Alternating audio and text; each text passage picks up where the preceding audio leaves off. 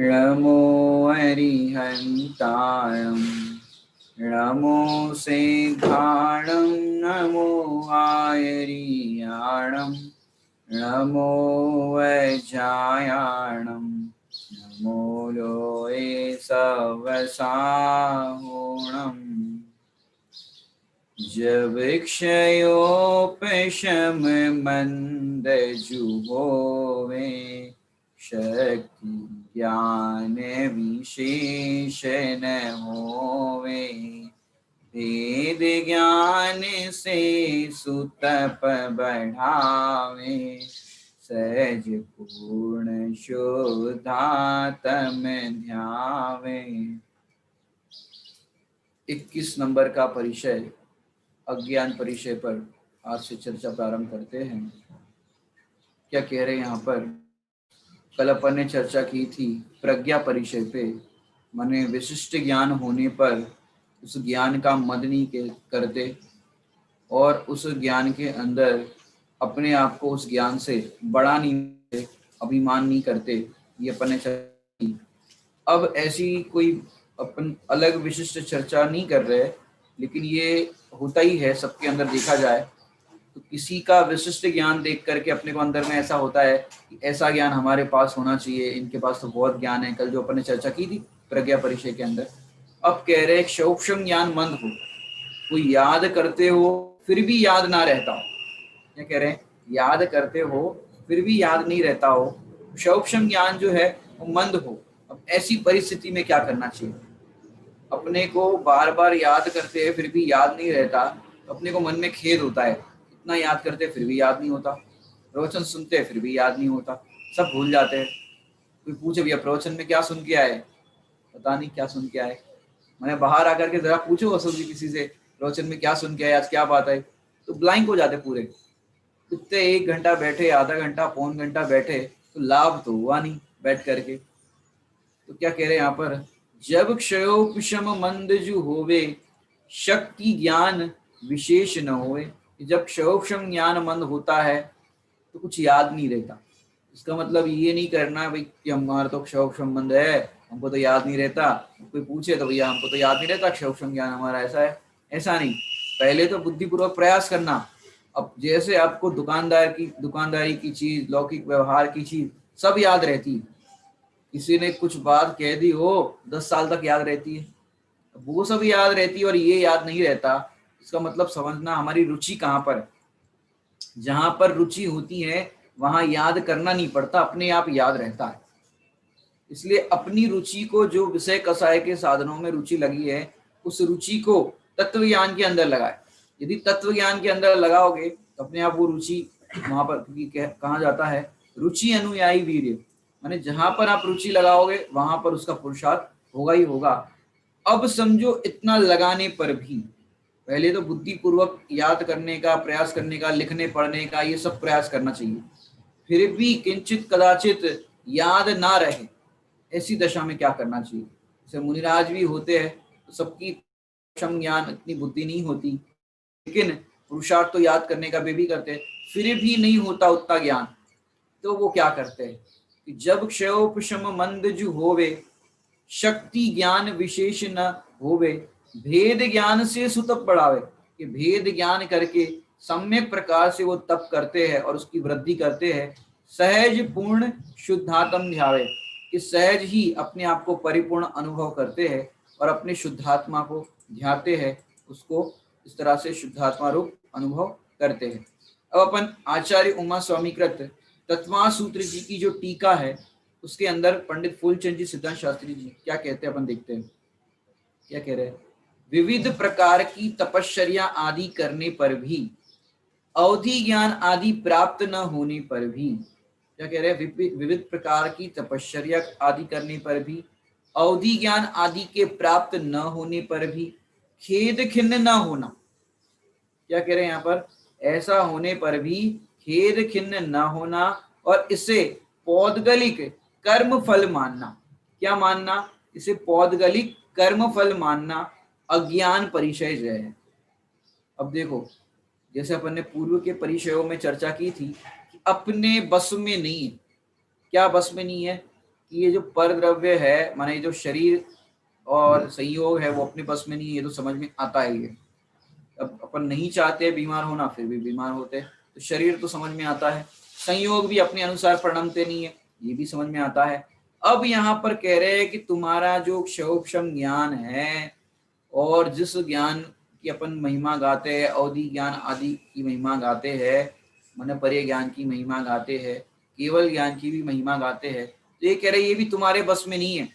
तुम चाहो कि मैं इसे प्राप्त कर लूं, तो ऐसे प्राप्त की जाने वाली वस्तु नहीं है।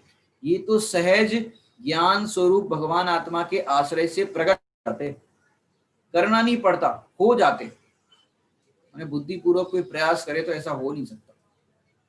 तो क्या कह रहे हैं यहाँ पर, विविध प्रकार की तपश्चर्या आदि करने पर भी, कि नाना प्रकार की तपश्चर्या आदि की, लेकिन अवधि ज्ञान प्राप्त नहीं हुआ।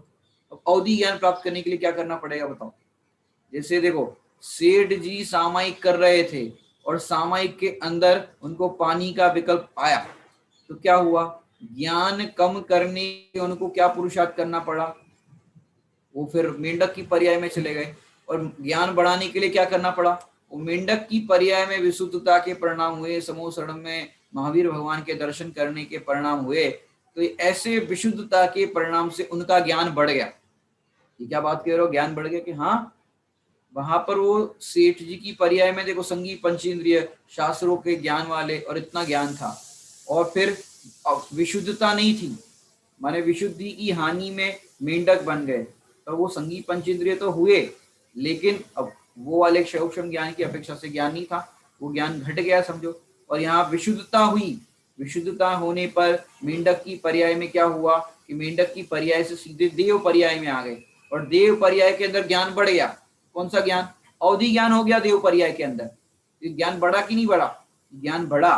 अब इस ज्ञान को बढ़ाने के लिए क्या करना पड़ा, कुछ नहीं करना पड़ा, वो तो सहज विशुद्धता के परिणाम होने पर अपने आप वो मिल ही जाते हैं।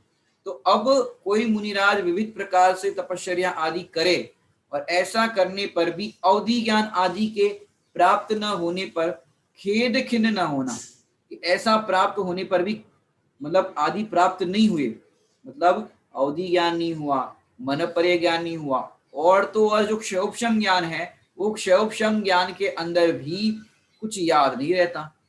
याद करने की बहुत कोशिश करते लेकिन याद नहीं रहता, समझने की बहुत कोशिश करते लेकिन समझ में आता है लेकिन एकदम स्पष्ट नहीं आता। तो उसको वो क्या जानते हैं, पहली बात तो खेद नहीं होते याद नहीं होने पर। जैसे आप बहुत समय से कोई मैथमेटिक्स का प्रॉब्लम सॉल्व कर रहे हो और आपका सॉल्व नहीं हो रहा हो, या कोई चीज याद कर रहे हो, आधे घंटे से एक पैराग्राफ का आंसर है याद कर रहे हो, याद नहीं हो रहा हो, तो कैसी दशा होती, इतना याद कर रहे फिर भी याद क्यों नहीं हो रहा, तो आपको खेद खिन्न हो जाते, झुंझला जाते हैं, आकुलित हो जाते हैं। लेकिन दिगंबर महामुनिराज अज्ञान परिचय जय के धारी, जो परिचय पर जय प्राप्त करते हैं, वो खेद खिन्न नहीं होते। और तो और क्या, इसे पौद्गलिक कर्म फल मानते हैं। क्या मानते हैं, ये तो पुद्गल कर्म का विपाक है, पुद्गल कर्म का फल है, ये याद होना या नहीं होना ये सब पुद्गल का परिणमन है। और मैं तो ऐसी वस्तु हूं जहां पर कुछ याद करने की गुंजाइश ही नहीं, मैं आत्मा हूं। ये याद करने के लिए क्या करना पड़ेगा भैया, कुछ करना ही नहीं है। मैंने पूर्व में भी काफी दृष्टांत दिए, शादी होने पर पति हूं, अब पति हूं कितनी बार याद करना पड़ेगा, कि नहीं करना पड़ता। ऐसे अनादि से मैं आत्मा हूं, और जैसे ही जाना कि आत्मा हूं, फिर क्या करना पड़ेगा, याद करना नहीं पड़ता। ऐसे ही यहाँ पर पौद्गलिक कर्म का फल जानते हैं और ऐसा मानते हैं, ये अज्ञान परिचय जय है। माने इस तरह से खेद खिन्न नहीं होना, ये अज्ञान परिचय जय है। अपन अभी तत्वार्थ वार्तिक की परिभाषा देखते हैं। अध्ययन और अर्थ ग्रहण में श्रम करने वाले क्या करते हैं, अध्ययन माने जो पठन पाठन की जो प्रक्रिया होती है, अध्ययन और अर्थ ग्रहण। अर्थ ग्रहण माने अध्ययन करने के बाद वो अर्थ को समझना, उसका भाव ग्रहण करना में श्रम करने वाले, चिर प्रवर्जित। चिर प्रवर्जित का अर्थ क्या होता है, एक नया शब्द आया है, चिर माने लंबे काल से, और प्रवर्जित माने दीक्षाधारी, माने दीक्षा को प्रवर्जा भी कहा जाता है। तो चिर प्रवर्जित विविध तपधारी, सर्वतः अप्रमत, अशुभ मन वचन काय की क्रियाओं से सर्वथा रहित, मुझको यह अज्ञ है। पहली बात तो अध्ययन करते हैं, अर्थ ग्रहण करने में श्रम करने वाले, माने देखो अध्ययन भी कर रहे हैं, पठन पाठन भी कर रहे हैं, अर्थ ग्रहण करने की कोशिश भी कर रहे हैं और बहुत मेहनत करते हैं, उनके पास तो और कोई काम ही नहीं है। आप पढ़ते हो भजन के अंदर, ज्ञान ध्यान सीमा नहीं दूजा कोई काज है, कि ज्ञान ध्यान सीमा नहीं, कि ज्ञान ध्यान अध्ययन के अलावा उनका काम ही क्या है। तो ऐसे एक लंबे काल से जिनकी दीक्षा हो गई, चलो गृहस्थी की भूमिका में हो, धंधा व्यापार और सब प्रपंचों में पड़े हो, तो आप इतना अध्ययन और इतना स्वाध्याय नहीं कर पाए। हालांकि गृहस्थों के अंदर भी देखा जाए तो महान पंडित हुए हैं, टोडरमल जी जैसे और भी विद्वान हुए हैं।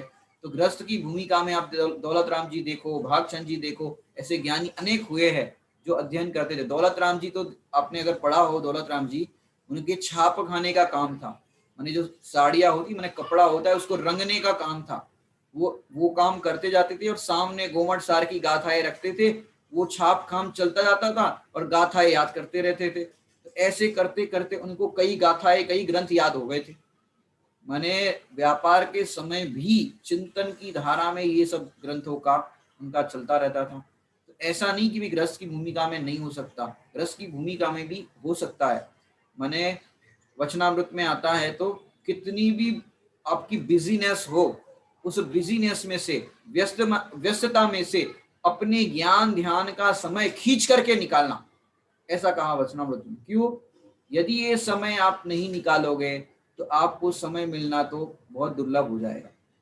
ये इनके प्रकार कितनी भी आपकी व्यस्तता हो, उस व्यस्तता के अंदर आपको अपना समय निकालना ही पड़ेगा।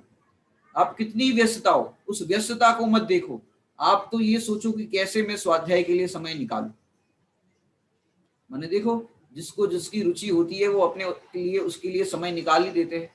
ऐसे स्वाध्याय के लिए भी आप इस तरह से समय निकालें। अब यहाँ पर क्या कह रहे हैं कि लंबे काल से कोई दीक्षाधारी मुनिराज हो, विविध प्रकार के तप भी करते हो और सर्वतः अप्रमत्त, अशुभ मनवचन काय की क्रियाओं से सर्वथा रहित। अप्रमत्त जो दशा होती, प्रमत्त दशा माने छठे गुण स्थान पर, और अप्रमत्त दशा माने सातवें गुण स्थान से ऊपर। अब अप्रमत्त, और ऐसे मुनिराज अप्रमत्त माने हो सकता है ज्ञानी मुनिराज, ऐसा नहीं कि भी ज्ञानी हो और उसको क्षोभम ज्ञान बहुत हो, ऐसा भी नहीं। और कोई अज्ञानी हो, मिथ्या दृष्टि हो, उनको क्षोभम ज्ञान की विशिष्टता बहुत हो। अब सोचो क्या परिस्थिति बनती है। अप्रमत्त, अशुभ मनवचन काय की क्रियाओं से सर्वथा रहित। एक तो अप्रमत्त कि अपने ज्ञान ध्यान में लीन रहने वाले मुनिराज, और दूसरी अशुभ मनवचन काय की क्रियाओं से रहित, माने मुनिराजों को तो कहा है अशुभोपयोग का अस्तित्व ही नहीं है, उनको तो शुद्धोपयोग ही होता है। अब शुद्धोपयोग नहीं हो पाए तो कह रहे हैं निचली भूमिका में अस्थिरता की दशा में शुभोपयोग होगा, लेकिन अशुभोपयोग तो होगा ही नहीं। ये भावलिंगी मुनिराजों की अपेक्षा से कथन कर रहे हैं।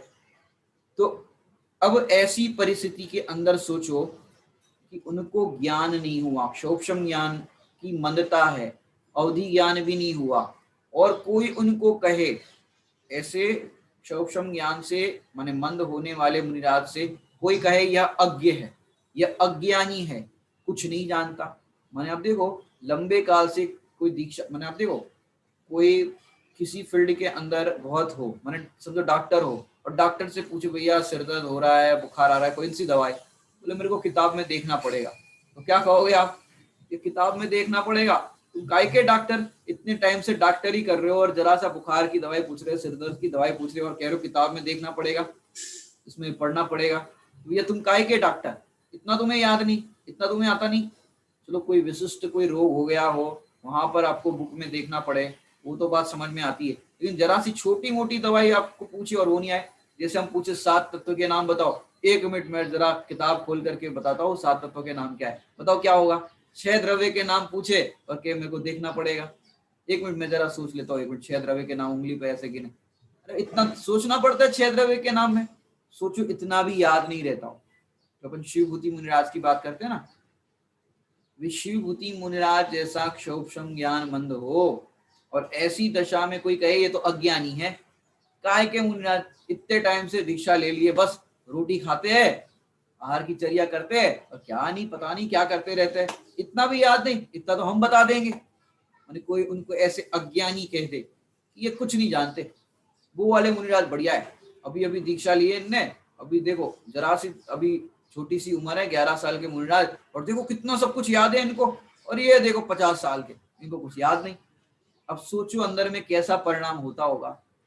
आप जिस फील्ड में हो और उस फील्ड में जरा सा आपको याद नहीं हो, जैसे अशोक जी आपकी संगीत की जो लाइन है उसके अंदर आप सोचो जरा सा कोई सरल सा राग या कुछ चीज हो, वही बजा नहीं पाए, तो बोले क्या क्या बजा रहे हो तुम, क्या कर रहे हो, माने इतने साल से कर रहे हो तो क्या कर रहे हो, होता है कि नहीं होता।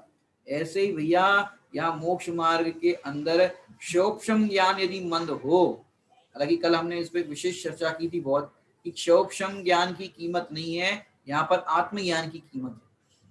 मोक्ष मार्ग में क्षोभम ज्ञान की नहीं, आत्मज्ञान की कीमत है।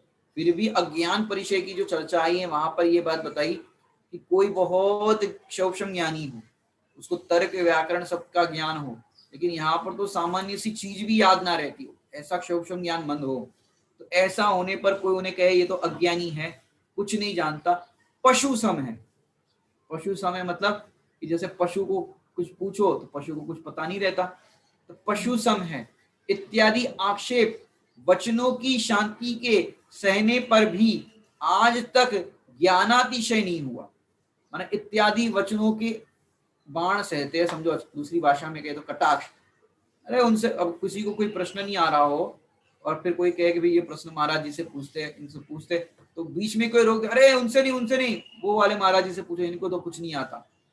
ऐसा कोई कह दे तो मैंने ऐसे कोई मुंह पे भी ना कहे, लेकिन धीरे से भी उसके बगल में जाके कह दे और मुनिराज को समझ में आ जाए कि इनने ऐसा कहा, और वो प्रश्न पूछने ही वाले थे, महाराज जी एक प्रश्न, और उत्ते में कोई कह दे 1 मिनट वहां चलो उनसे पूछते, और बीच में ही रोक दे, इतना सा बोल दिया महाराज जी प्रश्न पूछना है, उत्ते में रोक दे। अब मन में ये परिणाम ना होना कि हाँ हमको ज्ञान नहीं है इसलिए हमको पूछ नहीं रहे, और ऐसा है। अब समझो अज्ञान परिचय के अंदर, अज्ञान देखो अज्ञानता क्या होती है कि भाई याद अपने को प्रश्न का जवाब नहीं आता हो और फिर कोई पूछ ले घुमा फिरा करके जवाब दे दे, ये भी नहीं, फिर घुमा फिरा करके जवाब दे दे, भाई ऐसे घुमा दो और फिर जवाब दे दो, और बाद में पता चले कि भाई ये तो गलत जवाब है आपका, फिर भी दुख होगा। तो यहाँ पर पहले तो घुमा फिरा कर जवाब देते नहीं, जवाब दे दे तो भी अज्ञानता सिद्ध हो जाएगी, इनको नहीं पता है, नहीं जवाब देंगे तो भी अज्ञानता, और घुमा फिरा करके खोटा जवाब दे दे तो भी अज्ञानता सिद्ध हो जाएगी, और अज्ञानता सिद्ध हो जाएगी तो फिर क्या होगा, और अज्ञानता सिद्ध होगी इसमें एक बात और, वो असत्य माने मुनिराज जो होते हैं सत्य महाव्रत के धारी होते हैं, ये तो असत्य वचन हो जाएगा कि उनको याद नहीं है, पता नहीं है, और वो कुछ भी बोल रहे हैं यहाँ से वहां से, कुछ भी घुमा फिरा के बात करे, तो ऐसा तो करेंगे नहीं, और इस तरह से अज्ञानता सिद्ध हो जाएगी। तो ये अज्ञानता जो है, उस अज्ञानता को कैसे जीतते हैं, कैसे भेद विज्ञान करते हैं, उन्हें नाना प्रकार से लोग वचनों से कहते हैं कि भाई इनको तो ज्ञान नहीं हुआ, ज्ञान नहीं है। वे देखो 11 साल के मुनिराज, उनको अवधि ज्ञान हो गया, वे देखो इनको इतना ज्ञान होगा, और इतने 50 साल के मुनिराज हो गए, जरूर इनकी आत्म साधना में, इनकी साधना के अंदर कोई कमी होगी, तभी तो नहीं हो रहा है। सबको हो गया और इनको ही नहीं हुआ, इनको ही याद नहीं रहता है। माने आप ये भी सोचो, एक तो स्वयं के प्रति अंदर में खेद खिन्न भाव नहीं होना, दूसरी बात उपाध्याय परमेष्ठी संघ के अंदर सबको जो भी उनके पठन पाठन का जो भी विषय वस्तु चल रही हो, क्योंकि देखो नए दीक्षित होते हैं उनका पाठ्यक्रम अलग होता है, जैसे अपना होता है ना सिलेबस टाइप, वैसे उनके अंदर भी सिलेबस होता है। कोई नए दीक्षित हो गए उनको समय सार पढ़ा दो, जब उनको 7 तत्व के नाम ही नहीं पढ़ा तो समय सार कैसे पढ़ाएंगे। तो सबका पाठ्यक्रम होता है कि नए दीक्षित हुए तो इनको ये पढ़ा, ये याद हो गया तो ये पढ़ाना, ऐसे पूरा पठन पाठन का संचालन होता रहता है। अब जो भी कक्षा चल रही है उनकी, जो भी लेवल के मुनिराज हो ज्ञान की पढ़ाई के अंदर, अब सोचो वो पढ़ाई हो रही है, सबको याद हो रहा है पाठ, और एक मुनिराज ऐसे उनको याद ही नहीं हो रहा है। अब एक क्या और भी हो सकते हैं। अब पर्सनल लेवल पर देखें, जिनको याद नहीं हो रहा है उनको खेद खिन्न भावना होना कि हमें तो याद ही नहीं होता, हमें तो याद ही नहीं होता, हम कैसे मूर्ख है। अरे ज्ञानी हो, अपने को ज्ञान स्वरूप अनुभव करने वाले ज्ञानी होते हैं, लेकिन ऐसा अंदर में भावना होना कि भाई मुझे याद नहीं होता, मैं तो अज्ञानी हूँ, बारे में लोग क्या सोच रहे होंगे, बाकी मुनिराज क्या सोच रहे होंगे, ये तो 50 साल के मुनिराज है, इनको याद नहीं होता। और कोई कम साल के, कम उम्र के मुनिराज हो, उनको भी ऐसी दशा हो सकती है कि भाई याद। कई बच्चे ऐसे होते हैं पढ़ाने पर भी इतना याद करा, जैसे कई बार तो आपने देखा हो कि कोई प्रश्न का उत्तर टीचर ने स्कूल में पूछा, अब पूछे जाने पर किसी से पूछा भाई, तो वो नहीं बता पाया, यहाँ तक तो ठीक है भाई, चलो याद नहीं है, नहीं बता पाया। अब टीचर क्या करते हैं, दूसरे विद्यार्थी को खड़ा करते हैं कि तुम बताओ। अब दूसरा विद्यार्थी आंसर दे देता है सही, फिर उस विद्यार्थी से पूछे बताओ उसने क्या उत्तर दिया, फिर भी नहीं बता पाता, दूसरा सुन करके भी नहीं बता पाता। फिर एक दो लोगों से और पूछते कि देखो अभी ध्यान से सुनना, जो बताएंगे वो तुम्हें बताना है। अब फिर से उसको पूछा बताओ, फिर भी वो थोड़ा सा एक दो शब्द बोलेगा, फिर अटकेगा। अब देखो ये तो आपको प्रैक्टिकल चीज देखने मिलती होगी। अब उस विद्यार्थी को शिक्षक डांट लगाते हैं, इतना सुनने पर भी जवाब नहीं देते हो, इतना याद नहीं रहता तुमको। अब क्या होता होगा सोचो। वो बहुत अंदर में अपने आप को क्या बोलते हैं जिसको, अपने आप को हीन भावना से वो देखता है कि भाई मेरे को याद नहीं हो रहा है। और बाकी सब बच्चे हंसते हैं जब टीचर की डांट पड़ती है, तो बच्चा एकदम ऐसे आंखें नीची कर देता है। और फिर क्या होता है, बाकी सब बच्चे हंसते हैं और फिर क्लास के बाद सब उसको चिढ़ाते हैं कि कैसे बुद्धू हो, मूर्ख हो, इतनी सी बात याद नहीं होती। अब ये बात तो अपने भूमिका में समझ में आती है, बच्चों की बात समझ में आती है, अपनी बात समझ में आती है। लेकिन सोचो मुनिराज की अवस्था के अंदर, और मुनिराज ऐसा सोच ले, ये तो कैसे मुनिराज है, कुछ ज्ञान तो है नहीं इनको, जरा सा याद होता नहीं, और काय को मुनि बन गए अपने संघ के नाम पे। मतलब लगता है ना फलाने संघ के मुनिराज, मतलब बहुत इंटेलिजेंट मुनिराज, सब कुछ याद है, पठन पाठन में एकदम A1 मुनिराज। अब देखो ये मुनिराज से किसी ने कभी कोई प्रश्न पूछ लिया और जवाब नहीं दे पाए, तो हमारे संघ की नाक, समझ बात। ऐसा भी यदि विकल्प आ जाए तो वो मुनिराज इस अज्ञान परिचय जैसे हार गए। माने पूरे संघ का अज्ञान अपने पे लेना, दूसरे मुनिराज के प्रति ऐसा भाव होना कि भाई ये तो अज्ञानी है, कुछ याद नहीं रहता, तो भी हार गए। स्वयं से भी भेद विज्ञान नहीं कर पाए अपनी अज्ञानता से। कहो अज्ञानता मतलब यहाँ पर वो अज्ञानता नहीं लेना, आत्मज्ञानी होने पर भी सूक्ष्म ज्ञान मंद हो और फिर याद नहीं रहता हो तो भी। अब ऐसी परिस्थिति में तो आत्मज्ञानी मुनिराज तो विचार करते हैं ये तो पुद्गल का परिणमन है, मुझे ये जो भी पाठ है, जो भी श्लोक है, गाथा है, याद नहीं रहता, लेकिन मुझे इतना पता है मैं गायक हूँ। कई मुनिराज ऐसे होते हैं, शिवभूति मुनिराज को इतना सब याद नहीं था, नमोकार मंत्र भी याद नहीं होता था, फिर भी अंदर में दाल अलग है छिलका अलग है। एक बाई इस तरह से दाल छिलका को जैसे सूखे में अपन करते ना, छिलका अलग हो जाते हैं, दाल उसमें रह जाते हैं। ये दृश्य देख करके उनको समझ में आया ये शरीर अलग है और ये आत्मा अलग है, मैं अलग हूँ, ये शरीर अलग है। ऐसा उनको भेद विज्ञान हो गया। तो ऐसा भेद विज्ञान होने पर आत्मज्ञानी हो गए। अब उनको बाकी सब चीज याद नहीं रह रही अशोक जी, बाकी सब चीज याद नहीं रह रही, पर ये समझ में आ रहा है कि मेरे को इतना तो ज्ञान है। बाकी के लोगों को क्या लगता है, दुनिया वालों को, जगत के जीवों को, बाहर की दृष्टि से देखने वाले को क्या लगता है, तो इनको तो ज्ञान ही नहीं। माने किसी के आत्मज्ञान का पता हम बाहर के ज्ञान से नहीं लगा सकते, सूक्ष्म ज्ञान से नहीं लगा सकते। अगर कोई कह दे हम सम्यक दृष्टि है, लोग प्रश्न करने लग जाएंगे। कैसे प्रश्न करने लग जाएंगे, सूक्ष्म सूक्ष्म बताओ, पर्याय ध्रुव को छूती है कि नहीं छूती। आपकी द्रव्य दृष्टि हो गई है, द्रव्य दृष्टि के अंदर पर्याय शामिल है कि नहीं शामिल है। और अनुभव जब होता है तो अनुभव की दशा में कैसे क्या परिणाम होते हैं, माने इतने इतने सूक्ष्म सूक्ष्म करने लग जाएंगे और उत्तर नहीं दे पाए, काय के सम्यक दृष्टि। अब पर्याय को ध्रुव इतनी समझ में नहीं आती। और कुछ सामान्य सा भी प्रश्न पूछ ले, सात तत्वों के बारे में, कुछ नौ पदार्थ के बारे में, कुछ ऐसा प्रश्न पूछ ले, नहीं बता पाए। प्रमाण, द्रव्य, निक्षेप, नए कुछ भी पूछ ले, नए निक्षेप की बात पूछ ले, नहीं बता पाए, तो कहते अज्ञानी है, ये तो इतना सा ज्ञान नहीं है। माने सोचो ऐसे वचन भी कोई कह दे अज्ञानी। देखो पहले जो परिचय की अपनी चर्चा चली थी, उस परिचय के अंदर तो जो बात आ रही थी वो तो बात थी कि कोई अन्य मत वाले अज्ञानी कह दे, मूर्ख कह दे, पाखंडी कह दे, ठग कह दे, इत्यादि वचनों से कह दे, तो ये तो समझ में आता है कि अज्ञानी लोग कह रहे हैं, अन्य मत के कह रहे हैं। वो तो कहते रहते हैं कि उनको क्या मालूम दिगंबर मुनिराज की अवस्था क्या होती है। लेकिन जो अपने ही संग के हो वो ही कहने लग जाए तो और कोई कहे भी नहीं, अपन ही अपने मन से कल्पना करने लग जाए, इस टाइम पे क्या सोच रहे होंगे दूसरे मुनिराज, इनको कुछ नहीं आता। मैंने अपने को दूसरों की चिंता ज्यादा होती कि लोग क्या कह रहे होंगे, लोग कह क्या रहेंगे वो ये तो ठीक है, कोई कहे ना कहे, लेकिन क्या सोच रहे होंगे मेरे बारे में। अब कोई सोच रहे होंगे कि नहीं सोच रहे, लेकिन तुम क्या सोच रहे हो अपने बारे में। माने लोग हमको क्या समझ रहे हैं ये बात तो सेकंड नंबर पर, तुम अपने को क्या समझ रहे हो। तुम अपने आप को परिपूर्ण भगवान आत्मा समझ रहे हो कि नहीं समझ रहे हो। यदि नहीं समझ रहे हो तो तुम्हारा कल्याण नहीं होगा। कल्याण नहीं होगा इसका मतलब ये कोई पत्थर की लकीर नहीं है। जब तक तुम अपने आप को इस रूप देखते रहोगे तब तक कल्याण नहीं होगा। तो क्या कह रहे हैं यहाँ पर कि यह अज्ञ है, कुछ नहीं जानता, पशु सम है इत्यादि आक्षेप वचनों को शांति से सहने पर भी, माने जीतने पर भी, भेद विज्ञान करने पर भी आज तक ज्ञानातिशय नहीं हुआ। आज तक हमको ऐसा ज्ञान प्रकट नहीं हुआ कि जिसको लोक में महान कहा जाता है। इस प्रकार अपने में अज्ञान से हीन भावना नहीं होने देना और ना दुखी होना। अंदर में हीन भाव नहीं होना कि मुझे कुछ याद नहीं रहता, मैं तो कैसा मूर्ख हूँ, अब तक याद नहीं रहता, कितना मैंने प्रयास किया। तो अपने आप को हीन भावना नहीं होने देना और ना दुखी होना। सोचो दुखी अपन क्यों हो जाते हैं, प्रवचन सुन करके भी याद नहीं होता और इतना सब कुछ प्रयास करने पर भी याद नहीं होता। और कई लोग थोड़ी उम्र बड़ी हो जाती है तो फिर वो वरिष्ठ लोग सोचते रहते हैं कि अब याद ही नहीं होता, क्या करें, कितना ही प्रयास करें याद ही नहीं होता, सब भूल जाते। तो उनसे ये कहो या उनसे कहते हैं भैया ये आपको याद करने की जरूरत नहीं है, आपको समझने की जरूरत है।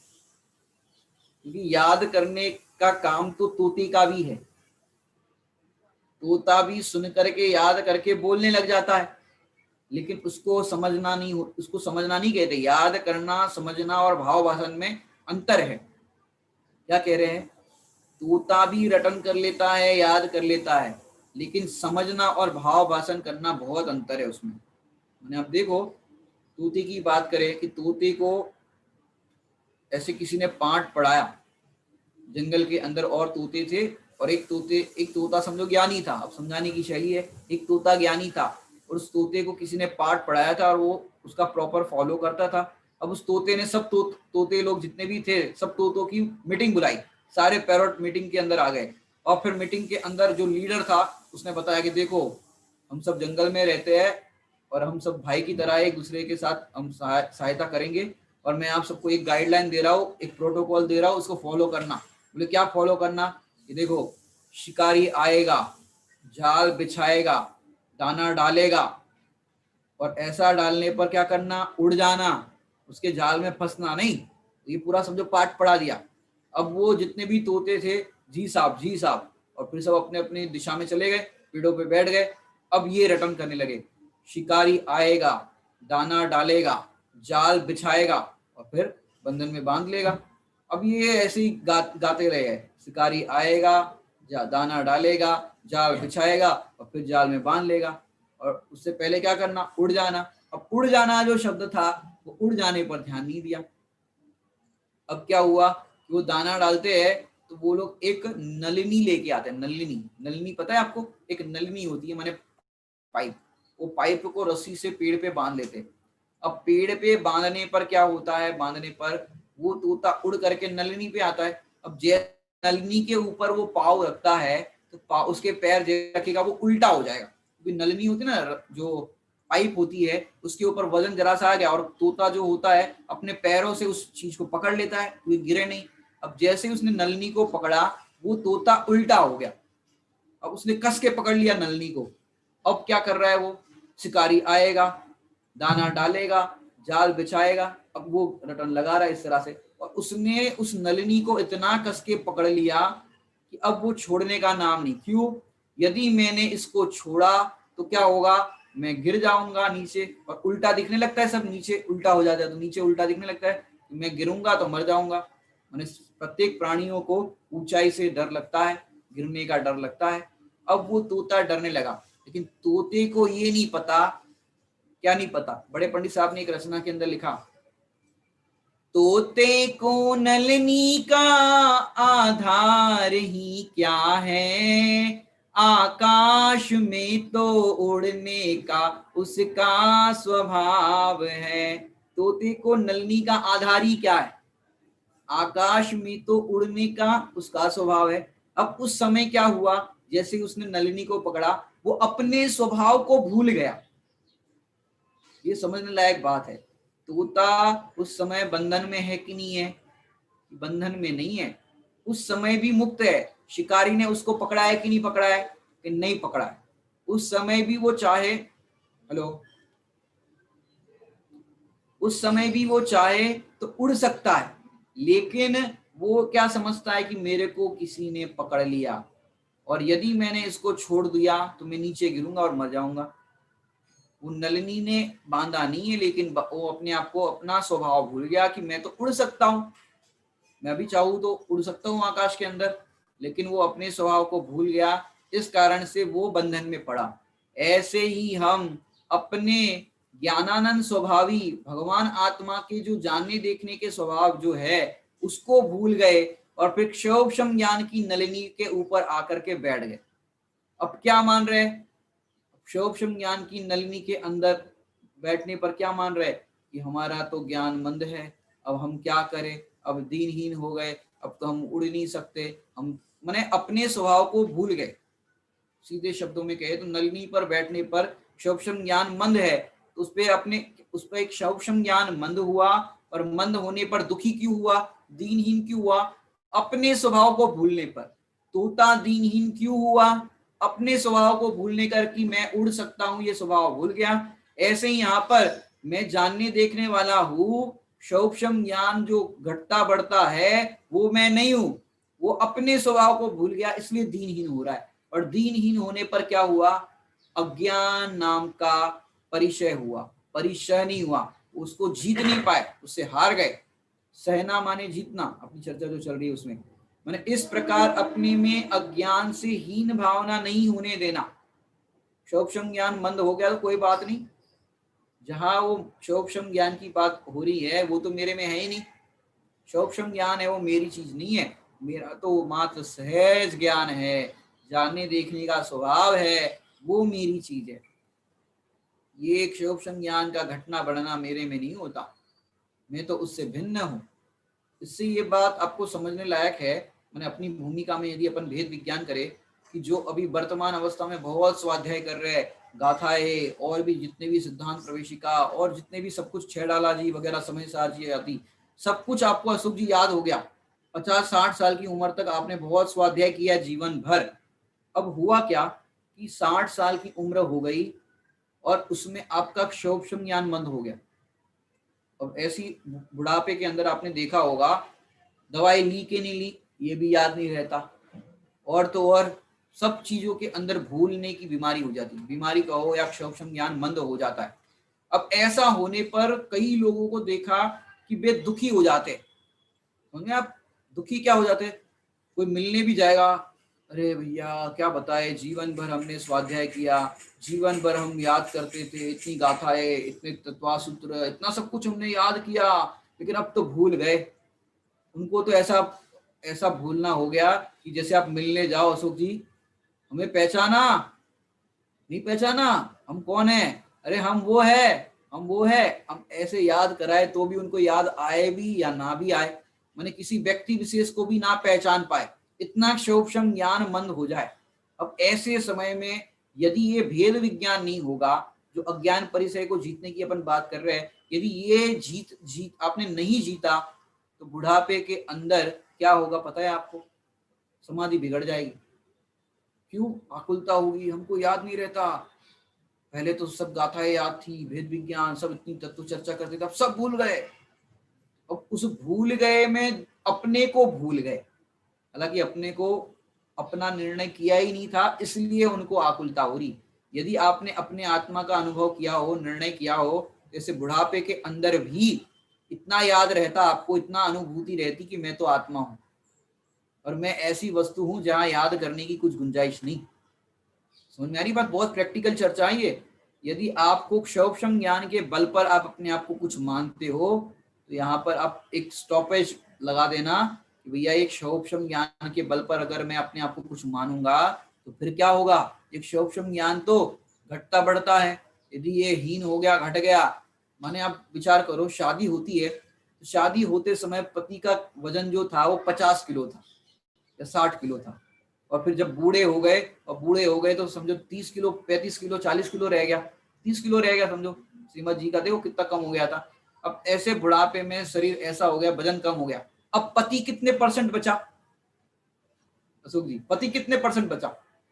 कि पहले तो हमारे पति 60% माने 60 किलो के थे, तब तो 100% पति थे, और अब 30 किलो के हो गए, अब 50% पति है। ऐसी बात है।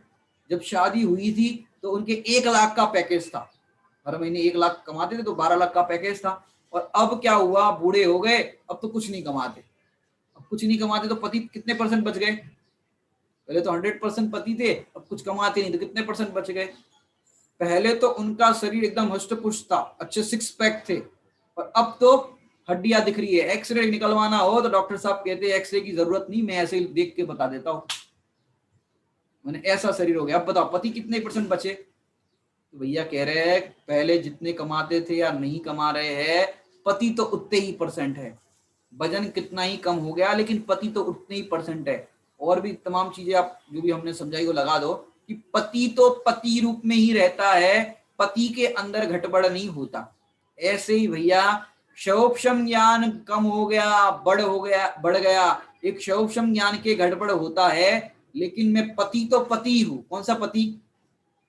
मैं कौन सा पति हूं? त्रिभुवन पति हूं, त्रिभुवन पति। मैंने पुराने कवियों ने तो ऐसे ऐसे भजन लिखे, त्रिभुवन पति वे भयो है भिखारी, ये अचरज मोहे आवे, तज सत संग भयो तु कुसंगी। मैंने कैसे कैसे शब्द लिखे। त्रिभुवन पति, त्रिभुवन पति माने 3 लोकों का पति, 3 लोगों को जानने वाला तेरे में स्वभाव है, इसलिए त्रिभुवन पति कहा। एक तो त्रिलोक के पति जो होते हैं, माने भगवान को तो त्रिभुवन पति कहते ही है। यहाँ पर कविवर कह रहे हैं त्रिभुवन मति, माने तो तू 3 लोक का नाथ होकर के भीख मांग रहा है, भाई हमको क्षोभम ज्ञान नहीं है, हमको थोड़ा ज्ञान हो जाए, हमको अवधि ज्ञान नहीं है, इतनी तपस्या कर रहे हैं लेकिन अवधि ज्ञान नहीं हो रहा है। ये अवधि ज्ञान आदि की डिमांड नहीं करते कि हमको हो जाए। सोचो कितना अंदर में भेद विज्ञान होता होगा, तो अपने को भी ये भेद विज्ञान करना है। मैंने अपन परिचय जय की चर्चा कर रहे तो खाली ऐसा मत समझो कि मुनिराजों के लिए चर्चा कर रहे हैं तो मुनिराज इस पे जय प्राप्त करते हैं। अरे अपनी भूमिका में भी जहाँ खड़े हो वहां भेद विज्ञान करो। यदि भूल जाओ सब कुछ, जितनी गाथा है, जितना सब कुछ याद है भूल जाओ, तो भी खेद खिन्न मत होना। क्यों? हमको एक चीज तो याद है, याद है मतलब एक चीज का भाव वासन है, मैं कौन हूं। यदि आपको ये भाव वासन हो गया, माने पूरी स्वाध्याय का सार ये है मैं कौन हूं, इसका उत्तर आपको मिल गया तो हो गया आपका काम। बाकी सब कुछ गड़बड़ होता हो होते रहे। माने जिसको तो समय सार जी की 14 नंबर की गाथा में तो क्या बताया, ज्वार भाटे का दृष्टांत दिया है। कौन सा ज्वार भाटा? माने समुद्र की लहरें आती है जाती है, ज्वार और भाटा ये होता रहता है ना, ज्वार भाटा, तो ये होता रहता है। ऐसे क्षोभम ज्ञान के अंदर घटना बढ़ना होता रहता है, लेकिन मेरे में नहीं घटता बढ़ता। बहुत सुंदर ये समझने लायक बात है। तो चाहे आपकी कोई भी परिस्थिति हो, भूल जाओ, देखो भूलना तो होता ही रहता है, लेकिन मैं भगवान आत्मा ऐसा। अशोक जी बताओ, आप अपना नाम कितनी बार याद करना पड़ता है? आपको याद करना पड़ता है अपना नाम? कि अपना नाम याद करना पड़ता नहीं और भूलते नहीं। ऐसे में भगवान आत्मा हूं, याद करना नहीं पड़ता और भूलना होता नहीं। बाकी सब चीजें तो भूल जाओगे, याद करनी पड़ती है। माने आप देखो याद करने का भी कैसा होता है, जिस चीज को बार बार आप रिवाइज करो वो चीज याद रह जाती है। जब गलत चीज को बार बार रिवाइज करो तो वो याद हो सकती है, और सही चीज को आप बार बार स्वाध्याय करो, तत्व निर्णय करो, भेद विज्ञान करो, चिंतन करो, याद ना हो या निर्णय ना हो, होता क्या है जानने की जो प्रोसेस है मति ज्ञान की, अवग्रह, ईहा, अवय और धारणा। मैंने पहले आपने वस्तु को जाना, तो उसमें आपने, मैंने ये विषय भी अलग से समझने लाया है, बहुत अच्छा सब्जेक्ट है, घंटों चर्चा इस पे हो सकती है। माने आपने दर्शन उपयोग पूर्वक, माने जो मति ज्ञान होता है कैसा होता है, दर्शन उपयोग पूर्वक होता है। माने दर्शन उपयोग पहले, सबसे पहले सामान्य प्रतिभास होगा, उसके बाद जो होगा उसके अंदर जो आपने, जैसे आपने कमरे में प्रवेश किया तो बहुत सारी चीजें रखी है, तो जितनी चीजें आपके माइंड में आई, दृष्टांत के तौर पर माइंड में ले रहे हैं, ज्ञान समझना कि जितनी चीजें आपके ज्ञान में आई उतने का तो हुआ अर्थावग्रह, अवग्रह को अपन बता रहे, उतने का हुआ अर्थावग्रह, और जितनी चीजें आपके ज्ञान में पकड़ में नहीं आई उतने का हुआ व्यंजनावग्रह, जो आप पकड़ नहीं पाए वो हो गया व्यंजनावग्रह। अब जितने का आपने ग्रहण किया और ग्रहण करने के बाद क्या हुआ, ग्रहण करने के बाद अवग्रह, फिर उसमें से आपकी जितनी जिज्ञासा हुई, जैसे आप फल खरीदने के लिए गए और फल खरीदने के लिए आपने पहले बहुत सारे फल देखे पहली नजर में, फिर जिसको खरीदना है वो जो जिज्ञासा हुई उसको कहा जाएगा ईहा, और फिर जो भावताल आप करते हो, तो कितने का दिया, कितने में दे दो, ऐसे दे दो, वैसे दे दो, ताजा है, ये है, वो है, जो आपके ज्ञान में निर्णय की भूमिका जो चलती है उसको कहा जाता है अवाय। और जब आप लेकर के आ जाते हो अपने पॉलीथीन के अंदर, थैली के अंदर, तो हो गया वो धारणा। अब आपको याद करना पड़ता है कि आज मैं कौन सा फल खरीद करके लेके आया, आपने निर्णय कर लिया ना, भावताल करके खरीद करके लिया, निर्णय कर लिया ना। ऐसे ही यहाँ पर ज्ञान के अंदर भी ऐसे ही होता है, आपने अवग्रह, ईहा, अवय और धारणा, आपकी धारणा में ज्ञान के अंदर ये बात फिट हो गई कि मैं आत्मा हूं, फिर ये भूल नहीं सकते आप, बस ये निर्णय आपका पक्का हो गया। तो ऐसे इस प्रकार अपने अज्ञान से हीन भावना नहीं होने देना और ना दुखी होना, ये अज्ञान परिचय जय है। अगली परिभाषा अपन देखते हैं तत्वार्थ श्लोक वार्तिक की। यह मुनि अज्ञ है, कुछ नहीं जानता इत्यादि अज्ञता अपमान के आक्षेप वचनों को जो मुनि सह रहा है, प्रयत्न करने पर भी ज्ञानातिशय की नहीं प्राप्ति होने से, संते ज्ञान की अभिलाषा को जो सह रहा है, ज्ञानातिशय के नहीं उपजने को मन में नहीं ला रहा है, ये अज्ञान परिचय जय। मैंने यहाँ पर भी भाव वही स्पष्ट किया है कि कोई अज्ञानी कह दे कि भाई इनको तो कुछ याद नहीं रहता, और ऐसा कहने पर अपमान होता है। मैंने ये कैसी बात हो गई कि आपको कोई चीज प्रश्न पूछे, मैंने आप देखो जब भी सभा के अंदर या कोई प्रश्न पूछे, आप यदि उत्तर दे देते हो तो अंदर में मान होता है, देखो मैंने उत्तर दे दिया, आजू बाजू वाले को अरे आपने उत्तर दे दिया, आपको ये आता है, तो अंदर में मान होता है। और आपने उत्तर दिया और वो कहे गलत जवाब, तो अंदर में हीनता होती, अरे गलत हो गया। लेकिन गलत जवाब और सही जवाब जो आपने दिया, वो जवाब देने वाले आप हो क्या, अब तो जानने वाले हो। ऐसा जो अपने आप को जवाब देने वाला और नहीं देने वाला अनुभव करते हैं वो दुखी होते हैं, और मात्र जानने वाले होते हैं वो दुखी नहीं होते। और मुनिराज जो होते हैं विक्षोभम ज्ञान है, भूलना हो जाता है, लेकिन ये बात से हम कोई अपने आप को हीन अनुभव नहीं करेंगे, हम तो मात्र ज्ञान स्वरूप है, जानने देखने वाले। और फिर हीन भावना अंदर में नहीं लाना, ये अज्ञान परिचय जय है। ये अपन ने तत्वार्थ श्लोक वार्तिक की परिभाषा से देखा।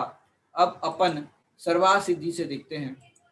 यह मूर्ख है, कुछ नहीं जानता, पशु के समान है इत्यादि तिरस्कार के वचनों को मैं सहन करता हूँ, मैं जीतता हूँ, ऐसा मुनिराज कहते हैं। मैंने परम दुष्वर तप का अनुष्ठान किया है। अब कोई ऐसा सोचे कि मैंने दीक्षा धारण की है, अब कोई और तो अपन कुछ कर नहीं सकते, इसलिए अब ठीक है मैं सह रहा हूँ, जीत रहा हूँ, नहीं सह रहा हूँ, जीत ले तो बात ही अलग है, लेकिन सह रहा हूँ, मैंने दीक्षा धारण की है, मेरा चित्त निरंतर अप्रमत रहता है, तो भी मेरे अभी तक भी ज्ञान का अतिशय नहीं हो। मैंने देखो कोई मुनिराज सोचे मैं इतनी चौकस क्रिया करता हूँ, व्रत उपवास आदि सब कुछ करता हूँ, तपस्या करता हूँ, इतना पढ़ता हूँ, पठन पाठन करता हूँ, याद करता हूँ, सब कुछ करता हूँ, लेकिन याद नहीं रहता, और अभी तक मुझको विशिष्ट ज्ञान प्रकट नहीं हुआ, और तो और अवधि ज्ञान मन पर्य ज्ञान नहीं हुआ, इतना सब कुछ करने पर भी। इस प्रकार का विचार नहीं करने वाले को अज्ञान परिचय जय जानना चाहिए। ऐसा विचार भी आ जाए कि मैंने बहुत तपस्या की फिर भी ज्ञान नहीं हो रहा है, ज्ञान नहीं हो रहा है, कि तुमको कौन सा ज्ञान प्रकट करना है, सूक्ष्म ज्ञान में तुमको आगे बढ़ना है, पंडिताई करनी है, ये करना है, तो कह रहे हैं कि तुम अज्ञान परिचय से हार गए। बहुत समझने लायक ये परिचय है, अपन विशेष चर्चा इसकी और करने वाले हैं। अब अपन सुदृष्टि तरंगिणी से देखते हैं। अनेक प्रकार तप के भंडार, अनेक चारित्र गुण के धारी, वीतरागी जगत गुरु को यदि किसी ज्ञानावरण कर्म के उदय से ज्ञान की वृद्धि नहीं हो, तो यतिनाथ अन्य मुनीश्वरों को अनेक शास्त्रों के पाठी विशेष ज्ञानी देखकर ऐसा विचार नहीं करते हैं कि मैं बड़ा तपस्वी बड़ी उम्र का हूँ, सच्चे पद का धारी हूँ, परंतु विशेष बुद्धि नहीं है, मुझे कोई क्या कहेगा, वे अज्ञान परिचय जय साधु है। माने यहाँ पर भी ये बात कह रहा है कि ज्ञानावरण कर्म के उदय से क्या होता है, शौक्षम के अंदर हीनादिकता होती है। ज्ञानावरण कर्म का शौक्षम जो होता है उससे हीनादिकता होती रहती। ज्ञानावरणी कर्म का उदय होगा तो आपको ज्ञान प्रकट नहीं होगा, ज्ञान की हीनता होगी, और क्षयक्षम होने पर आपको ज्ञान की प्रकटता दिखेगी।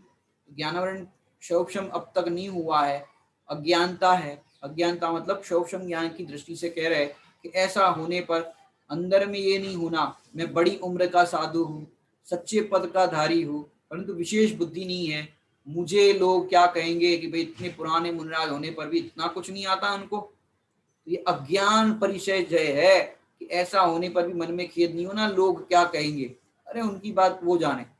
लेकिन मैं क्षयोक्षम ज्ञान होने पर बड़ा नहीं होता, हीन होने पर छोटा नहीं होता, मैं तो मात्र ज्ञान स्वरूप रहता हूँ। जो ऐसा भेद विज्ञान करते हैं वे कौन होते हैं, अज्ञान परिचय जय साधु होते हैं।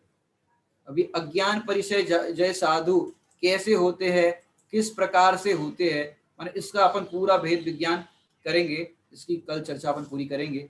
ओम नमः सिद्धेव।